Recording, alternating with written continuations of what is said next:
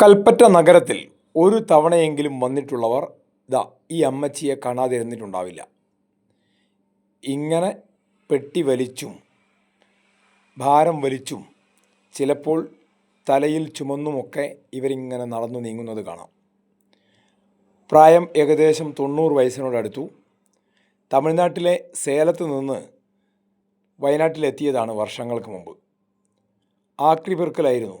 ഇപ്പോൾ കാർഡ്ബോർഡുകളും മറ്റ് കടലാസുകളുമൊക്കെ പെറുക്കി ചുമക്കാൻ പറ്റാത്തതിനാൽ ഇങ്ങനെ കെട്ടി വലിച്ച് റോഡിലൂടെ കൊണ്ടുവരും.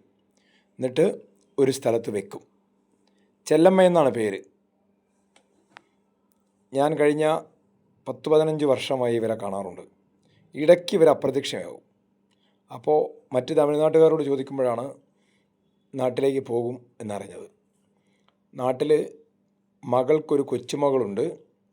ആ കൊച്ചുമകളെ പഠിപ്പിക്കാനാണ് ചെല്ലമ്മ ഈ ഭാരം മുഴുവൻ വലിച്ച് കൽപ്പറ്റ നഗരത്തിലെ കടലാസുകളും കാർഡ്ബോർഡുകളും ആക്രിയുമെല്ലാം പെറുക്കി ശേഖരിക്കുന്നത്. ഇവ വിറ്റ് കിട്ടുന്ന പണം കയ്യിലൊരു തുകയായി കഴിയുമ്പോൾ തമിഴ്നാട്ടിലേക്ക് പോകും. സേലത്ത് കൊണ്ടുപോയി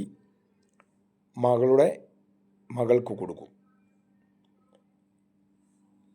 കൊച്ചുമകളുടെ അച്ഛൻ നാട്ടിലില്ല, കൊച്ചുമകളെ നോക്കുന്നില്ല എന്നൊക്കെയാണ് ഇവർ പറയുന്നത്.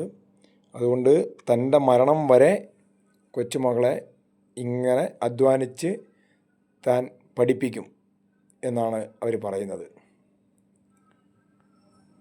ആ ചേട്ടൻ തമിഴ്നാട്ടിൽ നിന്ന് വന്ന് ഇവിടെ കച്ചവടം ചെയ്യുന്നതാണ്.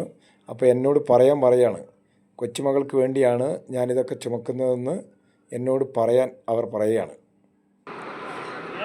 അവൾക്ക് ഭർത്താവില്ല, 2 കുട്ടിയുണ്ട്. അത് നാണെ നോക്കിയിട്ട് മക പോണ പേച്ച് പോണ ചുമയില്ല, അണ്ണ ഇല്ല, തമ്പി ഇല്ല. അത് നാണെ നോക്കി 10 പൈസ നോക്കി കൊടുക്കണം. அதுக்கு யாரும் இல்லை. அது கூட அண்ணன் தம்பி யாரும் இல்லை. நானே தான் நோக்கி பார்க்குறேன். ആദ്യം ശേഖരിച്ച ഭാരം കൂടിയ ഐറ്റങ്ങളെല്ലാം ഒരു സ്ഥലത്ത് വെച്ച് മറ്റു സ്ഥലത്ത് ശേഖരിച്ച് വെച്ചതും കൊണ്ടുപോവുകയാണ്. എന്നിട്ട് ഇതെല്ലാം മഴ നനയാതെ ഒരു സ്ഥലത്ത് ശേഖരിച്ച് വയ്ക്കും. ഇവർ ഈ ആക്രികൾ വിൽക്കുന്ന സ്ഥലത്തെ ആൾക്കാർ, വാങ്ങുന്നവർ പിന്നീട് അത് വന്ന് ശേഖരിച്ച് പോകും. ഇടയ്ക്ക് ആരെങ്കിലുമൊക്കെ 10 രൂപ 5 രൂപയൊക്കെ കൊടുക്കും അവർക്ക്. ചായ കുടിക്കാൻ പൈസ ചോദിക്കും. പക്ഷേ ഒരു യാചക സ്വഭാവമല്ല ഉള്ളത്. അധ്വാനിച്ച് ജീവിക്കലാണ് ചെല്ലമ്മയുടെ സ്വഭാവം.